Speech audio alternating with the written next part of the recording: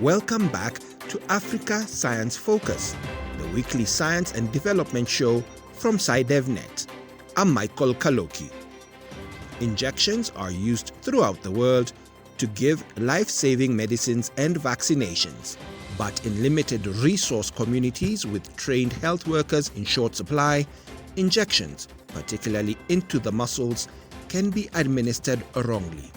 This can lead to life-changing complications, especially among children. In this episode, we investigate gluteal fibrosis, a condition that limits the movement of the hips, often resulting from these mistakes. Our reporter, Halima Athumani, has been speaking to Dr. Colleen Sabatini, Director and Chief of Orthopedics at UCSF Benioff Children's Hospital in Oakland, California, who has been researching the effects of intramuscular injections on children in Uganda. So my interest in gluteal fibrosis started back in my first trip to Uganda in 2013. So my interest in and passion for the treatment of children with gluteal fibrosis has been ongoing now for 9 years. Gluteal fibrosis is essentially the fibrotic infiltration of the gluteal muscles. So first of all, what are the gluteal muscles? So those are basically our buttock muscles. So they are the muscles of our hip that sort of externally rotates and allows movement through the hip. And so most people would refer to them as their butt muscles.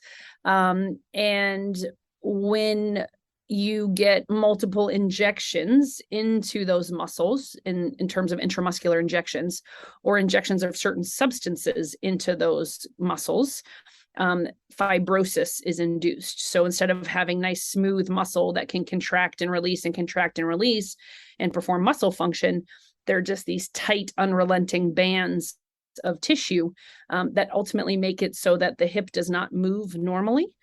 And if you get enough fibrosis of those muscles, your hips are sort of locked in an externally rotated position, and it's very hard to flex the hip up. So, you started studying about gluteal fibrosis after your visit to Uganda. But is this something that happens in other parts of the world? And how common is it?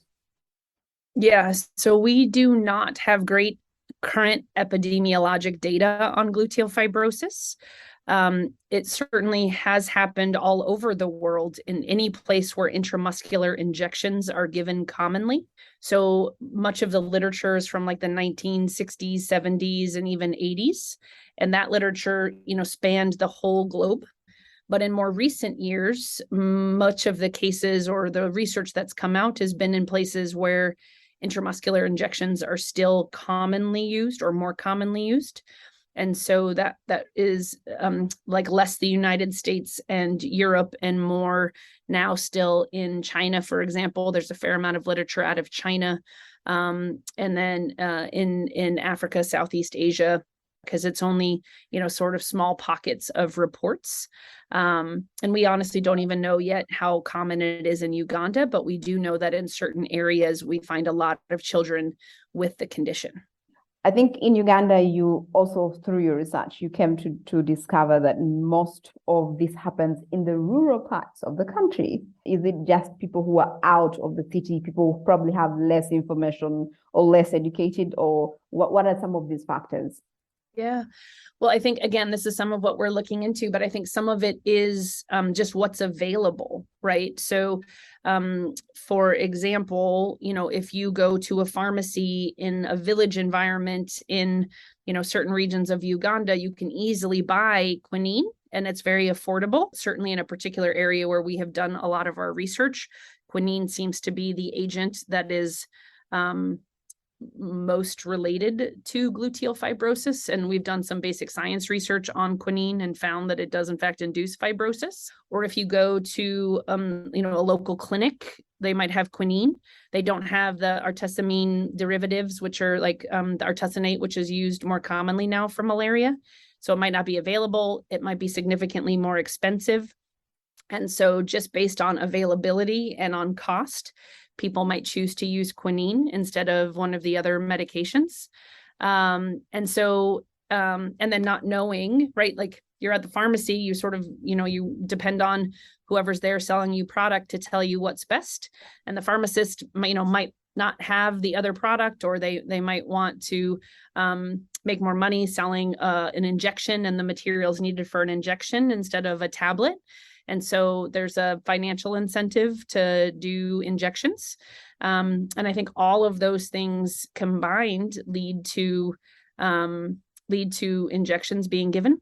And honestly, I think it's that the medical community hasn't done enough. And I mean, like globally, like this is a real problem, and people don't know that there are risks to giving multiple injections. One researcher looking into gluteal fibrosis is Daniela Akelot. We spoke to her about the research she's been doing into injuries caused by inappropriately given intramuscular injections, and why there are several cases in rural Uganda. How widespread and common is the gluteal fibrosis in Uganda? Well, since we started our research, we've majorly observed it in eastern Uganda, and that's why our research was focused in Kumi district, and this is where it was first observed. Most of the kids we see with GF come from eastern Uganda. Many people, I think, in Uganda believe that there's poor training of health workers in regards to the administering of the injections. Do you think this has heavily contributed to this condition, the poor training of health workers? Well, I wouldn't say poor training, because the nurses are well trained. I believe they are well trained, but it's the people in the private drug shops that are not trained as nurses. We found a laboratory technician giving injection. We found a P7 dropout in the market giving an injection. We found a traditional healer giving an injection. So we are talking about non-qualified staff, people who have no medical history, people who have no medical training completely, and they are the ones administering the injections. Yes. I think this is because in Uganda, we know, we actually call everyone who works in a hospital a Musawo, a doctor. Even if you're a cleaner, they'll call you a Musawo. And they all believe you can administer injections, and which is not the case. So you are literally telling us that people who are not trained medically, people who are not trained health workers, are the ones administering injections in eastern Uganda. That's what we found, and these are drug shops mainly, because we had visited the government health center. These are all qualified people. There's a clinician, there are nurses responsible, and even in the health centers, it's the nurses who do the injection. The clinician will not do.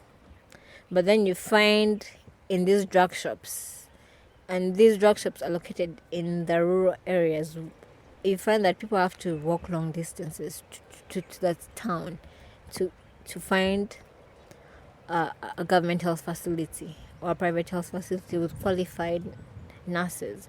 But in these drug shops, we found one where there was a laboratory technician giving IM injections. These are intramuscular injections that are linked to this disability, to GF. Apollo Consulate is a patient in eastern Uganda who underwent surgery to treat her gluteal fibrosis. She's been talking to us about how this condition has affected her life. It's really something tough, by the way. You don't get to bend like the rest of the people. Your squatting posture, your walking posture, and then the threats that come from the community. They keep saying, those people can't actually give birth.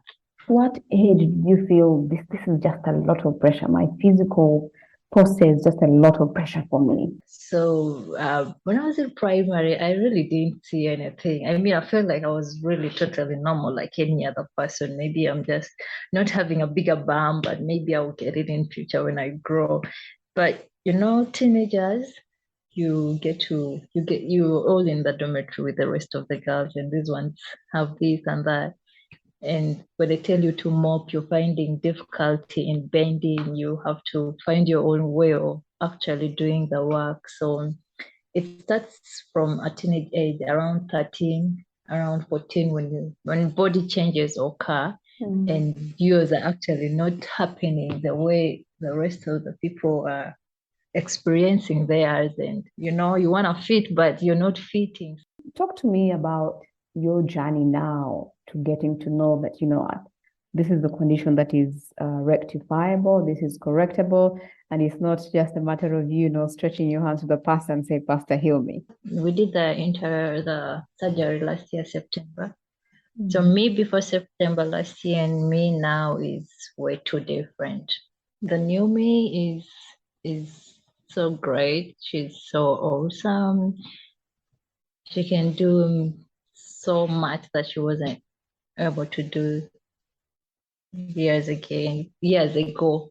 She does things in a normal way. I can bend, I can mop, I can touch my toes, I can run, I can walk. I'm good, and I'm so happy. Intramuscular injection injuries are caused by a complex combination of failures in the healthcare system. So why are these injections still so popular? And how can such injuries be prevented in the future? We put these questions to Dr. Sabatini. Yeah, so that's some of the qualitative work that we have started and are continuing to try to do. And some of our work got interrupted by COVID. So we're excited to get going with some of that again. But really trying to understand, why is it that people want their children or themselves to have an intramuscular injection instead of an oral medication, for example? Because in some cases, the oral medication is as good, what we call the bioavailability, like the functional quality of the medicine is as good orally, if not better, than through injection.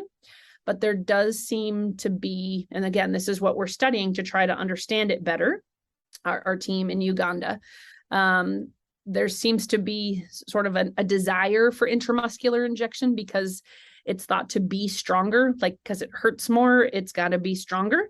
And if you want your child to not become critically ill from malaria, you want to, they want to give the very best that they can for their child. And so intramuscular injection is often recommended and often administered. And so there's some children that have dozens of intramuscular injections in their early years. And that, of course, would be associated with a higher risk of gluteal fibrosis. What do you think governments need to do to support you in this research?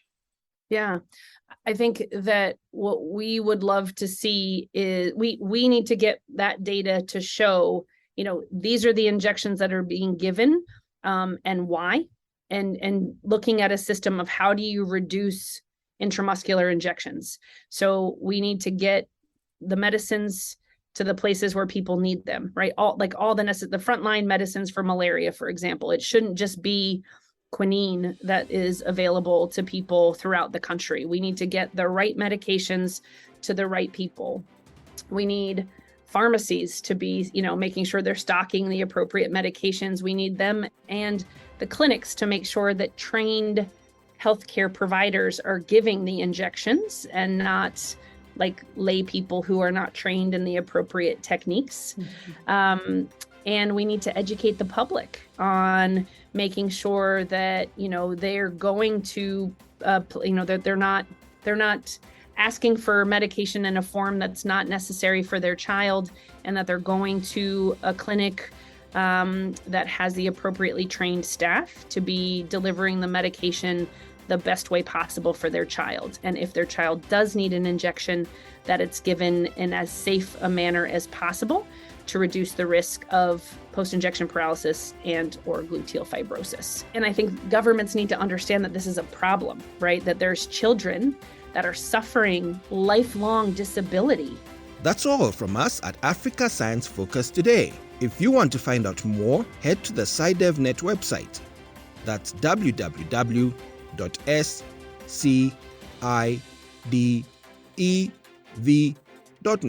Today's show was produced by Alice Hurst, with editing by Ogechi Ekeanyao and reporting by Halima Athumani. I'm Michael Kaloki. Until next time, goodbye. Africa Science Focus is produced by SciDevNet and distributed in association with your local radio station.